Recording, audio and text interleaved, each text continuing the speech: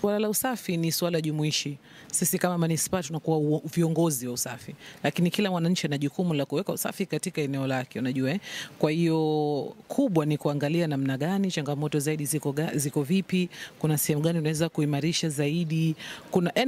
Ni jambo ambalo la kuangalia namna, kwa sababu kila kitu kinakwenda na fedha na majukumu, kwa sababu na wananchi sio tunataka usafi, na sisi pia tunataka makusanyo yaboresheke, tupate pesa tuzikusanye, tunajua mambo gharama. Kwa hiyo inabidi hayo mambo tutazidi kuwa tunawasiliana, na mimi tutakuwa na ukaribu zaidi kama wana vyombo vya habari kuwajulisha wananchi maelekeo, mipango iko vipi na namna gani tunaweza kufanya kazi kwa pamoja kwa maslahi na mustakabali wa nchi yetu. Wanajua walikuwa wengi wanaonitizama na wengi wanaoniona kwenye mitandao, watakwambia sasa tunakuona kwenye mitandao tu. Labda niwaambie kwa majukumu haya Mheshimiwa Rais ameamua kunileta karibu yao zaidi.